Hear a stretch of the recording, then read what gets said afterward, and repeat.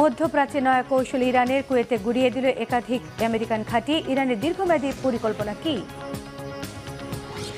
আমেরিকার $300 মিলিয়ন যুদ্ধবিমান ধ্বংস করল ইরান, পাল্টা প্রতিক্রিয়ায় কি বলছে মার্কিন যুক্তরাষ্ট্র? ফিলিস্তিনিদের হত্যা করতে 2 মাসে ইসরায়েলকে লাখ লাখ অস্ত্র দিয়েছে ভারত। মুসলিম হত্যা কেন চায় হিন্দুত্ববাদী মোদী সরকার?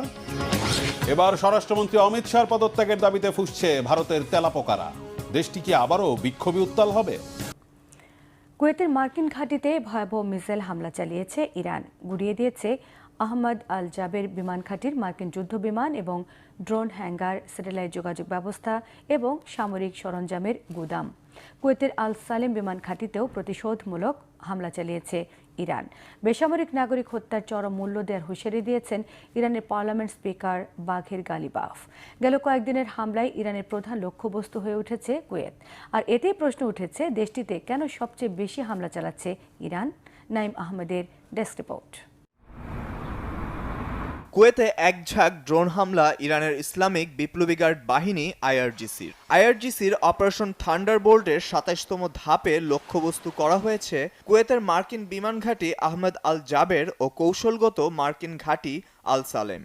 শুক্রবারের এ হামলার পর দেয়া এক বিবৃতিতে ইরান জানিয়েছে, কেশম দ্বীপে বেসামরিক স্থাপনায় হামলার জবাবে ঘাঁটি দুটিতে ড্রোন হামলা চালিয়েছে তেহরান। হামলায় মার্কিন যুদ্ধবিমান ও ড্রোন হ্যাঙ্গার, স্যাটেলাইট যোগাযোগ ব্যবস্থা এবং সামরিক সরঞ্জামের গুদাম ক্ষতিগ্রস্ত হয়েছে বলে দাবি আইআরজিসির। তবে বরাবরের মতো অহংকারী মার্কিন বাহিনীর মিথ্যাচার কমেনি। আমেরিকা ও তার মিত্ররা ক্ষয়ক্ষতি এবং হতাহতদের প্রকৃত তথ্য গোপন রাখতে কঠোর সেন্সরশিপ আরোপ করেছে বলেও দাবি করেছে ইরান। মার্কিন হামলার জবাবে দ্বিতীয় দফার এ যুদ্ধে তুলনামূলকভাবে উপসাগরীয় অঞ্চলের দেশ কুয়েতে সবচেয়ে বিধ্বংসী হামলা চালিয়েছে ইরান। প্রশ্ন উঠেছে, কেন এ দেশটিতেই এত হামলা চালাচ্ছে ইরান? তেহরান শুরু থেকেই উপসাগরীয় অঞ্চলকে সতর্ক করে আসছে যেন মধ্যপ্রাচ্যের কোনো দেশের ঘাঁটি ব্যবহার করে মার্কিনীরা হামলা চালাতে না পারে। অথচ প্রতিবেশী দেশের সাথে সম্পর্কের বিষয়টি মাথায় না রেখেই মিত্র আমেরিকাকে সহায়তা করে আসছে বাহরাইন, জর্ডান ও কুয়েতের মতো দেশ। তবে বরাবরই এই বিষয়টি অস্বীকার করে আসছে উপসাগরীয় দেশগুলো। তেহরানের দাবি, সতর্কতার পরও কুয়েতের ঘাঁটি ব্যবহার করে ইরানে বেসামরিক মানুষের উপর চালানো হচ্ছে হামলা। তাই দেশটির মার্কিন স্বার্থ সংশ্লিষ্ট স্থাপনা তেহরানের বৈধ লক্ষ্যবস্তু। তাই বিশ্লেষকদের ধারণা, দ্বিতীয় দফার এ যুদ্ধে সবচেয়ে বেশি ক্ষয়ক্ষতির শিকার হয়েছে কুয়েত। এমনকি এ হামলায় বেড়েছে হতাহতের সংখ্যাও। বিশ্লেষকদের মতে, কুয়েতের স্থাপনায় কৌশলগত কারণে হামলা জোরদার করেছে আইআরজিসি। এমনকি এসব ঘাঁটি ব্যবহার করে ভবিষ্যতে ইরানে হামলা চালানো হতে পারে বলে এ সকল স্থাপনার সক্ষমতা দুর্বলে দীর্ঘমেয়াদী পরিকল্পনার অংশ হিসেবে চালানো হচ্ছে হামলা।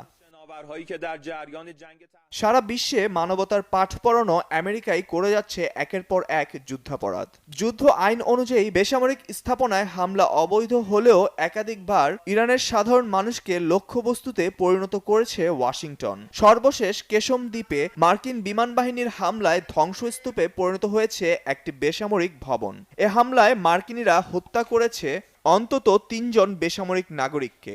মার্কিন এ হামলার জবাবেই কুয়েতে নতুন করে চালানো হয় ড্রোন হামলা। তেহরান এ হামলাকে আন্তর্জাতিক মানবিক নীতির সুস্পষ্ট লঙ্ঘন এবং যুদ্ধাপরাধ বলে অভিহিত করেছে। এছাড়া দেশটির পার্লামেন্ট স্পিকার ও আলোচনার প্রধান সমন্বয়ক বাগের গালিবাফ হুঁশিয়ার করে বলেন, বেসামরিক নাগরিকের রক্তের চরম মূল্য দিতে হবে আমেরিকাকে। সামাজিক যোগাযোগ মাধ্যমে তিনি বলেন, যুক্তরাষ্ট্র প্রতিদিন নতুন নতুন অপরাধ করে নিজেদের হাত কলঙ্কিত করছে। কেশম দ্বীপে বেসামরিক বাড়িঘরের উপর সন্ত্রাসী হামলাটি মিনাব ও লামেরদে সংঘটিত অপরাধেরই ধারাবাহিকতা। আরো বলেন, আমেরিকানরা যুদ্ধে পরাজয়ের প্রতিশোধ নিতে নিরীহ মানুষের রক্ত ঝরাতে অভ্যস্ত হয়ে গেছে। এদিকে উপসাগরীয় অঞ্চলে আঞ্চলিক উত্তেজনা ছড়িয়ে পড়ায় ইসরায়েল ও আমেরিকাকে অভিযুক্ত করেছে ইরানের পররাষ্ট্র মন্ত্রণালয়ের মুখপাত্র ইসমাইল বাঘাই। সামাজিক যোগাযোগ মাধ্যমে দেয়া পোস্টে তিনি জাতিসংঘ মহাসচিবকে আহ্বান জানান, মধ্যপ্রাচ্যে গণহত্যা, যুদ্ধাপরাধ, আগ্রাসন এবং আন্তর্জাতিক আইন লঙ্ঘনের জন্য যুক্তরাষ্ট্র ও জায়নবাদী শাসনকে প্রধান দায়ীপক্ষ হিসেবে স্পষ্টভাবে চিহ্নিত করতে। ফিলিস্তিনের গাজায় ইসরায়েলের নৃশংস আগ্রাসন আর হত্যাযজ্ঞ শুরুর পর 2 বছরে ইসরায়েলকে লাখ লাখ অস্ত্র, গোলাবারুদ ও সামরিক যন্ত্রাংশ পাঠিয়েছে ভারত। মানবিক সংস্থা অ্যামনেস্টি ইন্টারন্যাশনালের বিশেষ এক প্রতিবেদনে উঠে এসেছে এই ভয়াবহ তথ্য। একে আন্তর্জাতিক আইনের গুরুতর লঙ্ঘন বলে অভিযোগ সংস্থাটির। হিন্দুত্ববাদী মোদী সরকার কেন ফিলিস্তিনি মুসলিম হত্যা চায়, কেন মুসলমানদের উপর এত ক্ষোভ মোদির? হিজল জুবাইরের ডেস্ক রিপোর্ট। গাজায় গণহত্যা চলাকালে ইসরায়েলে ভারতের বিভিন্ন সরকারি ও বেসরকারি প্রতিষ্ঠান অন্তত ২৫৯৬টি চালানে কয়েক লাখ অস্ত্র, গোলাবারুদ ও সামরিক সরঞ্জাম পাঠিয়েছে। মানবাধিকার সংস্থা অ্যামনেস্টি ইন্টারন্যাশনালের বিস্ফোরক এক প্রতিবেদনে এই তথ্য জানানো হয়েছে। সংস্থাটির নতুন এক গবেষণা প্রতিবেদনে বলা হয়, ২০২৩ সালের ৭ অক্টোবর থেকে ২০২৫ সালের ৩০ নভেম্বর পর্যন্ত ভারত থেকে ইসরায়েলে কয়েক লক্ষ সামরিক সরঞ্জাম, যন্ত্রাংশ ও গোলাবারুদ যায়। আন্তর্জাতিক সংবাদ মাধ্যম মিডল ইস্ট আই অ্যামনেস্টির এই প্রতিবেদনের বিস্তারিত তথ্য প্রকাশ করেছে। Made in India, the supply of weapons and ammunition two Israel. এই প্রতিবেদনে বলা হয়েছে, এতে উঠে আসা পরিসংখ্যানই যে ভারতের প্রকৃত সামরিক সরবরাহের পূর্ণাঙ্গ চিত্র তা নয়, বাস্তব সরবরাহ আরও বেশি হওয়ার সম্ভাবনা রয়েছে। অ্যামনেস্টির তথ্য অনুযায়ী ভারতের পাঠানো সামরিক সরঞ্জামের মধ্যে ছিল প্রায় ৫,৬৫,০০০ বিস্ফোরক অস্ত্রের যন্ত্রাংশ, যার মধ্যে ড্রোনের ওয়ারহেড, কামানের গোলার খোলস সহ নানা উপাদান রয়েছে।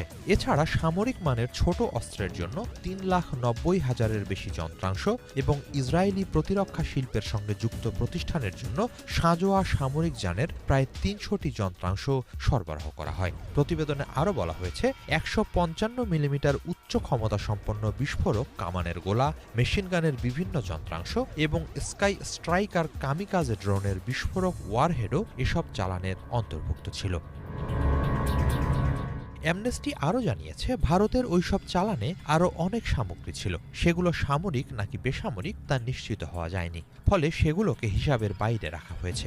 অনুসন্ধানে এসব চালানের সঙ্গে সংশ্লিষ্ট ভারতের অন্তত ৯টি প্রতিষ্ঠানের সম্পৃক্ততার তথ্য মিলেছে। এই প্রতিবেদনের প্রতিক্রিয়ায় অ্যামনেস্টির মহাসচিব অ্যাগনেস ক্যালামার্ড বলেছেন, আন্তর্জাতিক বিচার আদালত আইসিজে গাজায় ফিলিস্তিনিদের বিরুদ্ধে গণহত্যার সম্ভাব্য ঝুঁকির কথা উল্লেখ করে অন্তর্বর্তীকালীন নির্দেশনা জারি করার পরও ভারতীয় কর্তৃপক্ষ এ বিষয়ে কিছুই জানে না, এমনটা দাবির সুযোগ নেই। তার মতে, এমন পরিস্থিতিতেও অস্ত্র বা সামরিক সরঞ্জাম স্থানান্তরের অনুমোদন কিংবা সহায়তা দেওয়া আন্তর্জাতিক আইনের গুরুতর লঙ্ঘনের শামিল। একই সঙ্গে তিনি অভিযোগ করেন, গাজায় প্রাণহানি ও মানবিক বিপর্যয় চলতে থাকলেও ভারতীয় কিছু প্রতিষ্ঠান ইসরায়েলের প্রতিরক্ষা খাতে প্রয়োজনীয় উপকরণ সরবরাহ করে ব্যবসায়িকভাবে লাভবান হচ্ছে। বিশ্লেষকরা বলছেন, ভারত ইসরায়েল প্রতিরক্ষা সম্পর্ক গত এক দশকে উল্লেখযোগ্যভাবে শক্তিশালী হয়েছে। প্রধানমন্ত্রী নরেন্দ্র মোদী ও প্রধানমন্ত্রী বেনিয়ামিন নেতানিয়াহুর নেতৃত্বে দুই দেশের কৌশলগত সহযোগিতা নতুন মাত্রা পেয়েছে। বর্তমানে ভারত ইসরায়েলি অস্ত্রের অন্যতম বৃহৎ ক্রেতা। একই সঙ্গে যৌথ উদ্যোগের মাধ্যমে বেশ কয়েকটি ইসরায়েলি অস্ত্র নির্মাতা প্রতিষ্ঠান ভারতে উৎপাদন সুবিধাও গড়ে তুলছে। এর আগে ফিলিস্তিনপন্থী বয়কট, ডাইভেস্টমেন্ট অ্যান্ড স্যাংশনস আন্দোলন এবং নো হারবার ফর জেনোসাইড জোটও অভিযোগ করেছিল, ভারত থেকে ইসরায়েলে সামরিক সরঞ্জাম সরবরাহ ব্যাপক হারে বেড়েছে। এছাড়া ইসরায়েল ট্যাক্স অথরিটির আমদানি তথ্য বিশ্লেষণ করে আল জাজিরার এক অনুসন্ধানেও দাবি করা হয়, ২০২৩ সালের অক্টোবর থেকে ২০২৫ সালের অক্টোবর পর্যন্ত সময়ে ইসরায়েলে সামরিক সংশ্লিষ্ট পণ্য রপ্তানিতে ভারত ছিল দ্বিতীয় বৃহত্তম উৎস। সেই অনুসন্ধানেও বলা হয়, এসব তথ্য সামগ্রিক অস্ত্র স্থানান্তরের পূর্ণাঙ্গ চিত্র তুলে ধরে না। কূটনৈতিক ক্ষেত্রেও ইসরায়েলের প্রতি ভারতের অবস্থান আন্তর্জাতিক অঙ্গনে আলোচিত। দক্ষিণ আফ্রিকার দায়ের করা গণহত্যা সংক্রান্ত মামলায় আন্তর্জাতিক বিচার আদালতে যোগ না দেওয়ার পাশাপাশি ইসরায়েলের ওপর অস্ত্র নিষেধাজ্ঞা আরোপের আহ্বানও নাকচ করেছে নয়াদিল্লি। আওয়ামী লীগ সভাপতি শেখ হাসিনাকে ভারতের মাটি ব্যবহার করে রাজনৈতিক কর্মকাণ্ডের অনুমতি দেওয়া হয়নি বলে জানিয়েছে নরেন্দ্র মোদী সরকার। বৃহস্পতিবার লোকসভায় পররাষ্ট্র বিষয়ক স্থায়ী কমিটির এক বৈঠকে তথ্য জানানো হয়। সংসদীয় কমিটির বৈঠকে ভারতের পররাষ্ট্র মন্ত্রণালয় জানিয়েছে, মানবিক কারণেই শেখ হাসিনাকে ভারতীয় অবস্থানের সুযোগ দেওয়া হয়েছে, তবে দীর্ঘদিনের নিয়ম অনুযায়ী ভারতের মাটি ব্যবহার করে অন্য কোনো দেশের বিরুদ্ধে রাজনৈতিক কার্যক্রম পরিচালনার অনুমতি দেওয়া হবে না। একই সঙ্গে শেখ হাসিনার প্রত্যার্পণের বিষয়ে বাংলাদেশের অনুরোধ আইনগত কাঠামো অনুযায়ী বিবেচনা করতে পররাষ্ট্র মন্ত্রণালয়কে সুপারিশ করেছে এই কমিটি। ইসরায়েলের বর্বর হামলায় গুড়িয়ে দেয়া গাজা পুনর্গঠনের রূপরেখা বোর্ড অব পিস বাস্তবায়নে হামাস নিরস্ত্রীকরণে রাজি হয়েছে বলে জানিয়েছেন মার্কিন প্রেসিডেন্ট ডোনাল্ড ট্রাম্প। এটি বাস্তবায়নের জন্য ইসরায়েলের সেনাবহর গাজা থেকে প্রত্যাহারের শর্ত দিয়েছে হামাস। মার্কিন প্রেসিডেন্ট ট্রাম্প জানিয়েছেন, কাতার, মিশর আর তুরস্কের মধ্যস্থতায় কায়রোর বৈঠকেই সম্মতি দিয়েছে হামাস। নিরস্ত্রীকরণের পথ বেয়ে বোর্ড অব পিসের রূপরেখা বাস্তবায়ন প্রক্রিয়া দ্বিতীয় ধাপে পা রাখবে। সামাজিক মাধ্যম ট্রুথ সোশ্যালে ট্রাম্প লিখেন, বোর্ড অব পিসের 20 দফা বাস্তবায়নের পথে একটি গুরুত্বপূর্ণ মাইল ফলক এটি। এর ধারাবাহিকতায় ইসরায়েলের সেনাবহর গাজা থেকে সরে যাবে। এই প্রক্রিয়ায় গাজা তৎপর অন্য প্রতিরোধ যোদ্ধারাও অস্ত্র সমর্পণ করবেন। ভারী অস্ত্রের নিয়ন্ত্রণ নেবে ফিলিস্তিনের বৈধ কর্তৃপক্ষ। এটি করতে হলে গাজা থেকে ইসরায়েলি সেনা প্রত্যাহারের পাশাপাশি নিরস্ত্রীকরণ কার্যক্রম ইসরায়েলের হস্তক্ষেপ মুক্ত রাখার পূর্ব শর্ত দিয়েছে হামাস। নিরস্ত্রীকরণের পর শান্তি প্রতিষ্ঠার স্বার্থে গাজায় নামবে পাকিস্তান, মিশর সহ বিভিন্ন দেশের সমন্বয়ে গঠিত শান্তিরক্ষী বাহিনী। যদিও সেনা প্রত্যাহারের প্রশ্নে ইসরায়েলের অবস্থান এখনও স্পষ্ট নয়। গত বছরের অক্টোবরে গাজায় যুদ্ধবিরতি কার্যকরের পরও গত 9 মাসে 1200-এরও বেশি ফিলিস্তিনিকে হত্যা করেছে ইসরায়েলি বাহিনী। এবছরের জানুয়ারিতে প্রেসিডেন্ট ট্রাম্প প্রস্তাবিত বোর্ড অব পিস সনদে সই করেন সৌদি আরব, কাতার, তুরস্ক, পাকিস্তান সহ 20টি দেশের নেতা। শিক্ষামন্ত্রীর পর এবার ভারতের কেন্দ্রীয় স্বরাষ্ট্রমন্ত্রী অমিত শাহর পদত্যাগের দাবিতে ফুঁসছে তেলাপোকা বা ককরোচ জনতা পার্টি সিজেপি। সম্প্রতি বিক্ষোভকারীদের ওপর পুলিশের দমনপীড়ন এবং গুলি ছোড়ার ঘটনায় স্বরাষ্ট্রমন্ত্রীকে অভিযুক্ত করেছেন সিজেপি মুখপাত্র সৌরভ দাস। বিক্ষোভকারীদের ওপর পুলিশের নৃশংসতার ঘটনায় অমিত শাহর পদত্যাগ দাবি করেছেন ভারতের বিরোধী দল কংগ্রেস নেতা রাহুল গান্ধী।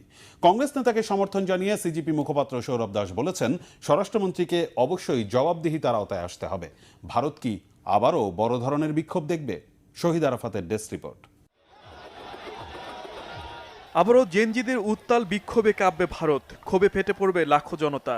নতুন করে এমন শঙ্কা দেখা দিয়েছে এবার ভারতীয় কেন্দ্রীয় স্বরাষ্ট্রমন্ত্রী অমিত শাহর পদত্যাগের দাবিতে তেলাপোকা বা ককরোচ জনতা পার্টি সিজেপি সরব হওয়ার পর থেকেই। কেন তারা স্বরাষ্ট্রমন্ত্রী পদত্যাগ চান? শিক্ষামন্ত্রীর মতোই কি হবে তার পরিণতি? প্রশ্নপত্র ফাঁস রুখতে অপরাধীদের কঠোর শাস্তি দিতে কেন্দ্রীয় সরকার এক সংশোধনী বিল এনেছে, যা বুধবার ভারতের লোকসভায় কণ্ঠভোটে পাশ হয়। সেই বিল নিয়ে বিতর্কের সময় লোকসভার বিরোধী দলীয় নেতা রাহুল গান্ধী বলেন, শিক্ষা সংস্কার আন্দোলনে গেল 20 জুলাই বিক্ষোভকারীদের ওপর দমন পীড়ন এবং গুলি ছোড়ে পুলিশ।